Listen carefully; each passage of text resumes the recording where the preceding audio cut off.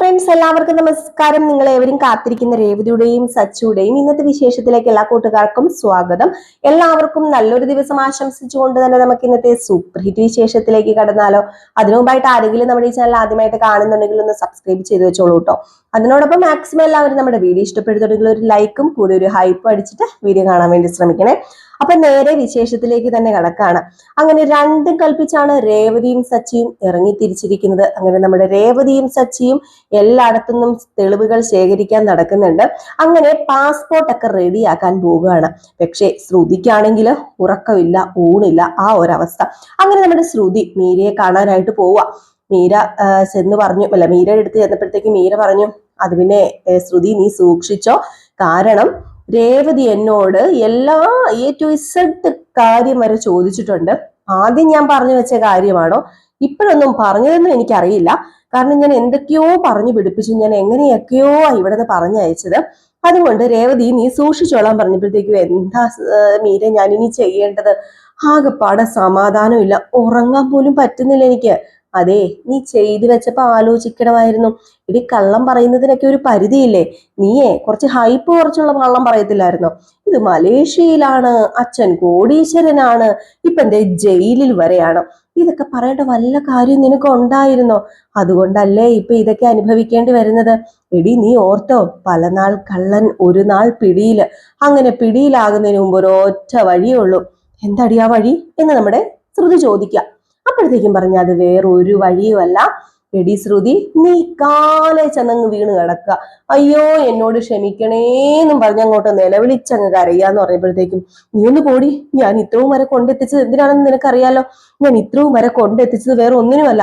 ഞാൻ ഇത്രയും വരെ കൊണ്ടെത്തിച്ചത് എന്റെ ശ്രുതി എനിക്ക് നഷ്ടപ്പെടാതിരിക്കാനാ.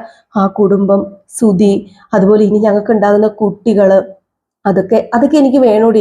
ആ സൗഭാഗ്യമൊന്നും അത്ര പെട്ടെന്നൊന്നും തട്ടിത്തെറിപ്പിക്കാൻ എനിക്ക് പറ്റത്തില്ലടി എന്ന് പറഞ്ഞപ്പോ പറ്റത്തില്ലല്ലേ, അപ്പൊ നീ ഇതുപോലെ അനുഭവിക്കേണ്ടി വരും.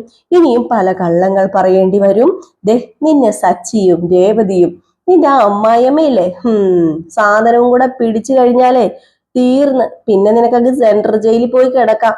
ആൾമാറാട്ടം നടത്തി, അതുപോലെ തന്നെ ആൾമാറാട്ടം നടത്തി കല്യാണം നടത്തി എന്ന് പറഞ്ഞ് ഹണി ട്രാപ്പിന് വല്ലോ നിന്നെ പിടിച്ചു കഴിഞ്ഞാൽ നീ പോകേണ്ടി വരും. പോകുന്നത് മാത്രമല്ല, മുഴുവൻ നാറും നീന്ന്. ഇത് കേട്ട ഉടനെ നമ്മുടെ ശ്രുതിക്ക് ഒരു സമാധാനമില്ല. ശ്രുതി പറഞ്ഞു, ഇതിന് ഒറ്റ ഒരു വഴിയേ ഉള്ളൂ. നിന്റെ സഹായം എനിക്ക് ആവശ്യം. എന്റെ സഹായം ഇനി എന്താണാവോ വേണ്ടത്? അത് പറ. അത് പിന്നെ വേറൊന്നും അല്ല മീരെ, നമുക്ക് മറ്റേ ആളെ വിളിച്ചാലോ? ഏതാളെ? അല്ല, നമുക്ക് എന്റെ ഇളയച്ചനെ ഒന്ന് വിളിച്ചാലോ? ഇളയച്ചനെയോ? ഇളയച്ചനെ ഒന്ന് വിളിക്കെന്റെ പൊന്നു മീരെ. അങ്ങനെയാകുമ്പോഴേ നമുക്ക് എന്തെങ്കിലുമൊക്കെ പറഞ്ഞു ഒപ്പിക്കാം. ഇളയച്ചനെ വിളിച്ചു വരുത്തിയിട്ട് ഒരു ചെറിയ പ്ലാനൊക്കെ ഞാൻ തയ്യാറാക്കിയിട്ടുണ്ട്. അല്ലാതെ യാതൊരു രക്ഷയും ഇല്ലെന്നാ തോന്നുന്നതെന്ന്. ഇത് കേട്ട ഉടനെ തന്നെ നമ്മുടെ മീര എന്ത് ചെയ്തു, നേരെ വിളിക്കുകയാണ് നമ്മുടെ ഇളയച്ചനെ, ബീരാനെ. ഏതായാലും ബീരാൻ എത്തി. ബീരാനിക്കൊക്കെ അറിയത്തില്ലായിരുന്നു കാര്യം എന്താണെന്ന്. അത് ബീരാനിക്കൊക്കെ ഇപ്പൊ ഇഷ്ടമല്ലാട്ടോ ഈ നുണയും കാര്യങ്ങളൊക്കെ പറയുന്നത്. ഏതായാലും ബീരാനിക്ക മോളെ, പാപ്പേ, കുട്ടി എന്നൊക്കെ വിളിച്ചുകൊണ്ട് വരികയാണ്. മോളൂട്ടി എന്നൊക്കെ വിളിച്ച് കയറി വന്നു. അപ്പോഴത്തേക്ക് നമ്മുടെ ശ്രുതി അവിടെ നിൽക്കുന്നു. ശ്രുതിനെ കണ്ട ഉടനെ നീ ഇവിടെ ഉണ്ടായിരുന്നോ? പെട്ടെന്ന് നമ്മുടെ ബീരാനിക്ക ചിന്തിച്ചു, ഇനി ഇവിടെ നിന്നാൽ ശരിയാവത്തില്ല, പതുക്കെ അങ്ങ് പോയേക്കാം, ഇല്ലെങ്കിൽ ചിലപ്പോൾ ഇവള് വീണ്ടും എന്നെ കള്ളം പറയാൻ പ്രേരിപ്പിക്കും എന്ന് പറഞ്ഞ് മനസ്സിലിങ്ങനെ വിചാരിച്ചിട്ട്, അതെ മീരെ ഞാൻ പോവാ, ഞാൻ പിന്നെ വരാട്ടോ എന്ന് പറഞ്ഞു. അപ്പോഴത്തേക്കും അതെന്ത് പോക്കാ എന്റെ ബീരാനിക്ക പോകുന്നത്? ബീരാനിക്കാനെ ഞാനല്ലാട്ടോ വിളിച്ചത്, ബീരാനിക്കാനെ വിളിച്ച ആളത് ഈ നിൽക്കുന്ന ആളാ, ശ്രുതി. അതെന്തിനാ ഇപ്പം നീ എന്നെ വിളിക്കുന്നത്? അതെ, ഞാൻ ഇപ്പോഴേ ഒരു കാര്യം പറഞ്ഞേക്കാം. കള്ളത്തിനും കൗശലത്തിനൊക്കെ ആണെങ്കിൽ ദയവ് ചെയ്ത് കൊച്ചെ നീ എന്നെ അതിൽ ഉൾപ്പെടുത്തരുത്. എനിക്ക് പറ്റത്തില്ല. എനിക്ക് പുറകെ നടന്ന് ഞാൻ വെളിയിൽ ഇറങ്ങി നടക്കുന്നവരെ പേടിച്ച. അതുകൊണ്ടാ പറയുന്നത്, ദയവ് ചെയ്ത് മോളെ ഞാൻ കാല് പിടിക്കാന്ന് പറയുമ്പം എന്റെ ബീരാനിക്ക അവള് പറയുന്നത് നിങ്ങളൊന്ന് കേക്ക. പാവം, അവളുടെ മുഖത്തേക്ക് നോക്കിക്കേ, അവൾ ഒരുപാട് കഷ്ടത്തിലാ ബീരാനിക്ക ഇല്ലെങ്കിൽ അവള് വീണ്ടും കഷ്ടത്തിലാകും. ബീരാനിക്ക കാരണം ഒരു പെണ്ണ് ആത്മഹത്യ ചെയ്യുക എന്നൊക്കെ പറഞ്ഞു കഴിഞ്ഞാല് ആത്മഹത്യയോ? അല്ല, അവള് സഹികെട്ടിട്ട് ചിലപ്പം ചെയ്താലോ, സ്വന്തം ജീവൻ വരെ വെടിയാൻ പറ്റുന്ന അവസ്ഥയിൽ അവിടെ ഇവിടെ നിൽക്കുന്നത്. അല്ല, കാര്യം എന്താണെന്ന് വെച്ചാ പറ. എന്താ ശ്രുതി, നീ കാര്യം പറ. അത് പിന്നെ ബീരാനിക്ക ഒരു തവണ മാത്രം എൻ്റെ എൻ്റെ എൻ്റെ ഇളയച്ചനാകണം. അയ്യോ, എനിക്ക് പറ്റില്ല മോളെ, നിന്റെ ഇളയച്ചനാകാൻ എന്നെ കൊണ്ട് പറ്റത്തില്ല. ഞാൻ ബീരാൻ തന്നെ ആയിക്കോളാം. എനിക്ക് സിനിമയും വേണ്ട, അഭിനയം വേണ്ട, ഒന്നും വേണ്ട.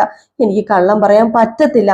അതെ, ഞങ്ങക്ക് കള്ളം പറഞ്ഞൂടെ മോളെ, ഞാനേ മുസ്ലിമാ, നിനക്കറിയാലോ. അയ്യോ, എനിക്ക് പറ്റത്തില്ല എന്ന് പറഞ്ഞപ്പോഴത്തേക്കും എൻ്റെ പൊന്നു ബീരാനിക്ക, ബീരാനിക്ക ഈ പ്രാവശ്യം കൂടെ മാത്രം മതി. എൻ്റെ ജീവിതം അതുപോലെ പ്രശ്നത്തിലാ ബീരാനിക്ക. അതുകൊണ്ടാ ബീരാനിക്ക, പ്ലീസ് ബീരാനിക്ക എന്നും പറഞ്ഞുകൊണ്ട് നമ്മുടെ ശ്രുതി വീരാന്റെ കാല് വീണു. വീരാനാണെങ്കിൽ എന്ത് ചെയ്യണം എന്ന് അറിയത്തില്ല. കോപ്പ എല്ലാം കൂടെ ഇപ്പൊ തലയിലുമായി ഉള്ള ആ ഒരു ഗതികേട് നിൽക്കണം. ഇപ്പൊ മീര പറഞ്ഞു, ഈ പ്രാവശ്യം കൂടെ ബീരാനിക്ക ക്ഷമിക്കുക. ഈ ഒരു തവണ മാത്രം മതി, അവളെ ഒന്ന് ഹെൽപ്പ് ചെയ്യ പ്ലീസ്. ബീരാനിക്ക ഇല്ലാതെ അവൾക്ക് പറ്റത്തില്ല ഇപ്പം ജീവിക്കാൻ. അതുമാതിരിയുള്ള ഒരു അവസ്ഥയാ.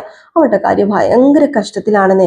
ഒരു കാര്യം ചെയ്യ എന്നൊക്കെ പറഞ്ഞിട്ട് എന്ത് ചെയ്യുന്നു, നമ്മുടെ ബീരാനിക്കാനെ കൊണ്ട് സമ്മതിക്കുക. ലാസ്റ്റ് ബീരാനിക്ക എന്തെങ്കിലും കോപാട്ടെ എന്നോർത്തിട്ട് ഒരു പ്രാവശ്യം മാത്രം ഞാൻ സമ്മതിക്കാം, ഒരു പ്രാവശ്യം മാത്രം നിങ്ങൾക്ക് വേണ്ടി നിന്റെ ഇളയച്ചനായിട്ട് ഞാൻ വേഷം കെട്ടാന്ന് പറഞ്ഞ് സമ്മതിച്ചു. ശ്രുതിയുടെ ശ്വാസവും നേരെ വീണു. ഏതായാലും ഇതിനിടയിൽ നമ്മുടെ ശ്രുതിയും സംഭാഷണം അത് ഒന്ന് കാണിക്കുന്നുണ്ടേ. വേറൊന്നുമല്ല, നമ്മുടെ ശ്രുതി പറയുന്നുണ്ട്, എൻ്റെ പൊന്ന് ശ്രുതി, ഇവരെല്ലാവരും കൂടെ അങ്ങ് ചെന്ന് കഴിഞ്ഞിട്ടുണ്ട്. എങ്ങനെയാ ശരിയാവുന്നത് മലേഷ്യയില്? ഇപ്പൊ എല്ലാവരും പോകാൻ നിൽക്കല്ലേ, ഇനിയിപ്പൊ എന്താ ചെയ്യുക എന്ന് പറയുമ്പോഴത്തേക്കും ഒരു കാര്യം ചെയ്താലോ, ഞാനും കൂടി ഇവരുടെ കൂടെ അങ്ങ് പോയാലോ എന്ന് ചോദിക്കുമ്പോഴത്തേക്കും അയ്യോ വേണ്ട വേണ്ട, ദേ നമുക്കിപ്പം ഒരേ ഒരു കാര്യം മാത്രമേ ഉള്ളൂ, പൈസ ഉണ്ടാക്കണം എങ്ങനെയെങ്കിലും. പൈസ ഉണ്ടാക്കിയിട്ട് എല്ലാവരുടെയും മുമ്പിലെ നമുക്ക് തല ഉയർത്തിപ്പിടിച്ച് നിൽക്കണം. ആ 30 ലക്ഷം രൂപ നമുക്ക് കൊടുക്കണ്ടേ ശ്രുതി? അതുകൊണ്ട് എന്തെങ്കിലും ഒന്ന് ചെയ്തേ പറ്റൂ എന്ന് പറഞ്ഞപ്പോഴത്തേക്കും ശ്രുതി പറഞ്ഞു, ഞാനത് ഒരു വഴി ഇങ്ങനെ മനസ്സിൽ കണ്ടിട്ടുണ്ട്. ഞാൻ വേറെ ഒന്നും അല്ല മനസ്സിൽ കണ്ടത്, ഞാൻ അങ്ങ് മലേഷ്യയിൽ നിന്റെ അച്ഛനെ കാണാൻ പോകുവാണെങ്കിൽ ഇവിടുത്തെ കാര്യങ്ങളൊക്കെ പറയുകയാണെങ്കിലോ ഒക്കെ സെറ്റ് ആക്കായിരുന്നല്ലോ.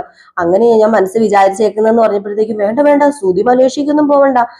അതിന്റെ ആവശ്യമൊന്നുമില്ല, അവര് തന്നെ ഇപ്പൊ മലേഷ്യക്ക് പോകാൻ കൂടുതൽ ആളായിട്ട് നിൽക്കുക. വേണ്ട ശ്രുതി വേണ്ട, നമുക്ക് പൈസ ഉണ്ടാക്കിയാൽ മാത്രം മതി. ദേ ഇനി മുതൽ അങ്ങോട്ട് നമുക്ക് ഹാർഡ് വർക്ക് ചെയ്യണം, നല്ല രീതിയിൽ ഹാർഡ് വർക്ക് ചെയ്തിട്ട് നമുക്ക് പൈസ ഉണ്ടാക്കണം. അത് മാത്രം ശ്രുതി ഇപ്പൊ എന്റെ ലക്ഷ്യം എന്ന് പറയുന്നത്. നമ്മൾ ആരുടെയും മുമ്പിൽ താന്നു പോകാൻ പാടില്ല ശ്രുതി. നമുക്ക് നമ്മുടെ അച്ഛന്റെയോ അമ്മയുടെയോ ആരുടെയും പൈസ വേണ്ട ശ്രുതി, നമുക്ക് തന്നെ ഉണ്ടാക്കേണ്ട ശ്രുതി എന്ന് പറഞ്ഞുകൊണ്ട് ശ്രുതിനെ അങ്ങോട്ട് സുഖിപ്പിച്ചെടുക്കുക. ശ്രുതി ഇത് കേൾക്കുമ്പോഴത്തേക്കും പൊട്ടനെ അങ്ങ് വിശ്വസിക്കുകയും ചെയ്യും. ഏതായാലും അങ്ങനെ ആകപ്പാടെ ഇരിക്കുന്ന ഒരു സീനാണ് കേട്ടോ നമ്മുടെ ശ്രുതിയ. അപ്പൊ ശ്രുതിക്ക് ഇനി തലയിൽ ഇങ്ങനെ 100 കൂട്ടം കാര്യങ്ങൾ ഇങ്ങനെ ഓടിക്കണം. എന്തിന്? ഇനിയിപ്പം പൈസ 30 ലക്ഷം ഉണ്ടാക്കണം, 50 ലക്ഷം ഉണ്ടാക്കണം, വീട് മേടിക്കണം, കാറ് മേടിക്കണം, അയ്യോ ഡീലേഴ്സിനെല്ലാം കൊടുക്കണം. അങ്ങനെ ആകപ്പാടെ ശുക്രൻ കണ്ടുകൊണ്ടിരിക്കുകയാണ് നമ്മുടെ ശ്രുതിയ. അപ്പൊ ഇതേ സമയം പിന്നെ കാണിക്കുന്ന സീൻ എന്ന് പറഞ്ഞാലേ, നമ്മുടെ സച്ചി പാസ്പോർട്ടൊക്കെ ആയിട്ട് എത്തുന്നുണ്ട് കേട്ടോ. നമ്മുടെ പാസ്പോർട്ട് അല്ല കേട്ടോ, സോറി, നമ്മുടെ രവീന്ദ്രന്റെയും സച്ചിയുടെ ഒക്കെ അടുത്തേക്ക് ഒരു പോലീസുകാരൻ വരുന്നുണ്ട്. അപ്പൊ ഒരു പോലീസുകാരൻ പെട്ടെന്ന് കടന്നു വരിക. പോലീസുകാരനെ കണ്ടതും ചന്ദ്ര അങ്ങോട്ട് പേടിച്ചു പോയിട്ടോ.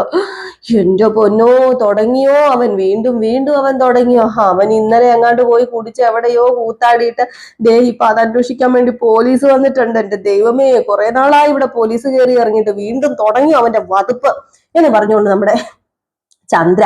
അപ്പോഴത്തേക്കാണെങ്കിൽ നമ്മുടെ സച്ചി നോക്കിയപ്പോഴത്തേക്കും ശരിയാണ്, ഒരാൾ വരുന്നു. ആരാ? പോലീസുകാരൻ.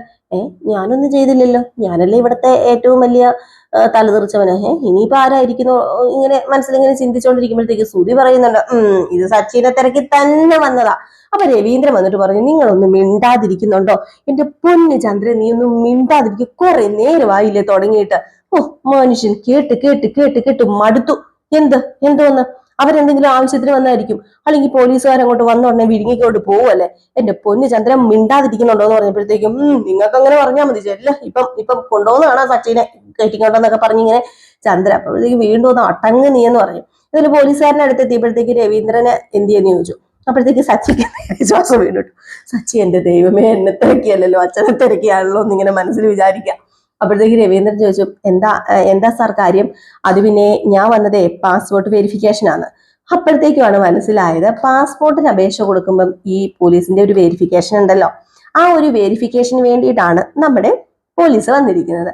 ഇത് കേട്ടപ്പോഴത്തേക്കുമാണ് സത്യം പറഞ്ഞു കഴിഞ്ഞിട്ടുണ്ടെങ്കിൽ നമ്മുടെ ചന്ദ്രയ്ക്ക് ആശ്വാസമായത്. പക്ഷേ ശ്രുതി അങ്ങോട്ട് പാസ്പോർട്ട് വെരിഫിക്കേഷനോ, ഇത്ര പെട്ടെന്നോ, നിങ്ങൾ ഇത്ര പെട്ടെന്ന് അങ്ങ് പോകാൻ പോവാണോ എന്ന് ചോദിച്ചപ്പോഴത്തേക്കും പെട്ടെന്നൊന്നും ഞങ്ങൾ പോകത്തില്ല, ദൈവം വിളിക്കുമ്പോഴേ ഞങ്ങൾ പോകത്തുള്ളൂ. പിന്നെ മലേഷ്യക്ക് പോകാൻ തീരുമാനിച്ചതാണ്, അതിനിപ്പോ അതിനെ നീട്ടി വെക്കുന്നത്.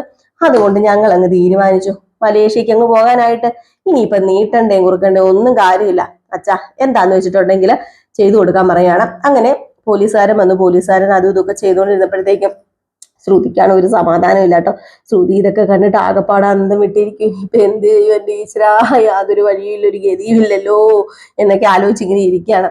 ഏതായാലും ഈ സമയത്താണ് നമ്മുടെ ബീരാനിക്ക കടന്നു വരുന്നത്.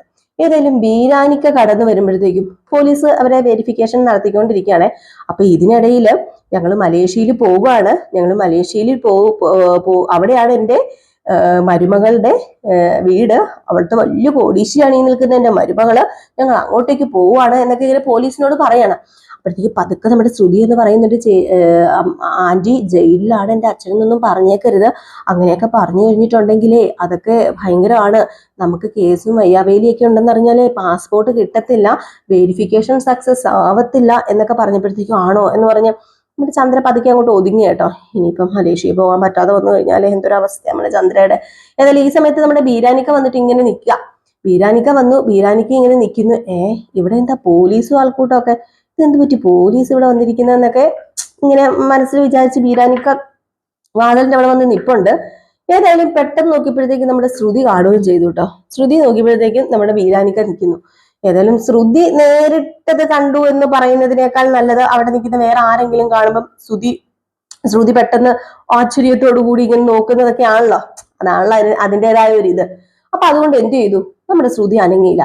ഈ സമയത്ത് പതുക്കെ പതുക്കെ നോക്കിയപ്പോഴത്തേക്കും നമ്മുടെ ചന്ദ്രൻ നോക്കിയപ്പോഴത്തേക്കും ദേവ് ആദ്യമൊക്കെ വന്ന് ബീരാനിക്ക നിൽക്കുന്നു. ബീരാനിക്ക അല്ലാട്ടോ, നമ്മുടെ ഇളയച്ചനാണേ. ബീരാനിക്കാന്ന് യഥാർത്ഥത്തിൽ ബീരാനിക്കാണല്ലോ. അങ്ങനെ ചന്ദ്ര, അയ്യോ ശ്രുതി, നിന്റെ ഈ ഇളയച്ചെന്ന് പറഞ്ഞതും ശ്രുതി, ഈ ഇളയച്ച വന്നോ ഷോ എന്ന് പറഞ്ഞ് നേരെ ചെല്ലുന്നു. ഇളയച്ചൻ എന്താ ഇളയച്ച വിളിക്കാതെയൊക്കെ വന്നത് എന്ന് വെച്ചപ്പോഴത്തേക്കും ഇളയച്ചനാണെങ്കിൽ ഭയങ്കര മ്ലാനത, ഒരു വൈക്ലഭ്യം പോലെ, മുഖത്തൊക്കെ ഒരു ബുദ്ധിമുട്ട്, അങ്ങ് ചിരിയൊന്നും വരുന്നില്ല, എന്തോ ഒരു ഗുണമില്ലാത്ത പോലെ ഇരിക്കുകയാണ്. അപ്പോഴത്തേക്കും നമ്മുടെ സച്ചി, ഇപ്പൊ ഇളയച്ച വരാൻ എന്തായിരിക്കും കാരണം എന്ന് പറഞ്ഞിട്ട് അടിപൊടിയൊക്കെ നോക്കുന്നുണ്ട്. രേവതിനെ ഒന്ന് നോക്കുന്നുണ്ട്, എന്തോ ഉണ്ടല്ലോ. ഏതായാലും പോലീസുകാരൻ വന്ന് വെരിഫിക്കേഷൻ ഒക്കെ നടത്തി ഒപ്പൊക്കെ ഇട്ടിട്ട് അങ്ങ് പതിയെ പോവാണ്. പോലീസുകാരൻ പെട്ടെന്ന് ബീരാനിക്കാനും ഒന്ന് നോക്കുന്നൊക്കെ ഉണ്ട് കേട്ടോ. എന്തോ ഒരു പരിചയം പോലെയൊക്കെ തോന്നിയെന്ന് തോന്നുന്നു. പിന്നെ പോലീസുകാരൻ മൈൻഡാക്കിയില്ല. ഏതായാലും ഈ സമയത്ത് കേറി വന്നിരിക്കും. എന്തായാലും ഞങ്ങളെ കുറച്ച് ദിവസത്തിനുള്ളിലേ അങ്ങോട്ടേക്ക് വരാനിരിക്കുമായിരുന്നു എന്റെ പൊന്നോ, അതിനു മുമ്പ് ഇങ്ങോട്ടേക്ക് വരണ്ടായിരുന്നല്ലോ എന്നിങ്ങനെ ചന്ദ്ര പറഞ്ഞപ്പോഴത്തേക്കും അങ്ങോട്ടേക്ക് വരാനിരിക്കുമായിരുന്നെന്നോ? അങ്ങോട്ടേക്ക് വരാനിരിക്കുമായിരുന്നു. അപ്പൊ സച്ചി പറഞ്ഞു, അതെ അതെ അതെ അതെ, ഞങ്ങൾ എല്ലാവരും അങ്ങോട്ടേക്ക് വന്നേ, ഈ ശ്രുതിയേടത്തിയുടെ പൗഡറേടത്തിയുടെ വീട്ടുകാരെയൊക്കെ ഒന്ന് കാണാനും പരിചയപ്പെടാനൊക്കെ ഇരിക്കുകയായിരുന്നു പറഞ്ഞപ്പോഴത്തേക്കും പെട്ടെന്ന് ബീരാനിക്ക് അങ്ങോട്ട് പൊട്ടി പൊട്ടി പൊട്ടി പൊട്ടി കരയാൻ തുടങ്ങി കേട്ടോ. പൊട്ടലെന്ന് വെച്ചാൽ വല്ലാത്ത പൊട്ടല്, അതുപോലെ കരച്ചില്, ചങ്ക് പൊട്ടി കരച്ചില്. മോളെ ശ്രുതി പോയടി മോളെ ശ്രുതി പോയടി എന്നൊക്കെ പറഞ്ഞ് കരഞ്ഞപ്പോഴത്തേക്കും നമ്മുടെ സച്ചി, എന്താ നിങ്ങൾ ഈ കരയുന്നത്, എന്താന്ന് വെച്ചാൽ കാര്യം പറ. അപ്പം രവീന്ദ്രൻ ചോദിക്കുന്നുണ്ട്, എന്താ പറ്റിയത് ശ്രുതി, നിന്റെ ഇളയച്ചന് എന്താ പറ്റിയത്? എനിക്കറിയത്തില്ല ഇളയച്ച, എന്താ ഇളയച്ച പറ്റിയത്, എന്തിനാ ഇളയച്ചൻ കരയുന്നത്? അത് പിന്നെ മോളെ ശ്രുതി പോയടി, നിന്റെ അച്ഛൻ പോയടി, നിന്റെ അച്ഛനെ കൊന്നടി, എല്ലാരും കൂടെ ചേർന്ന് നിന്റെ അച്ഛനെ കൊന്നടിന്ന്.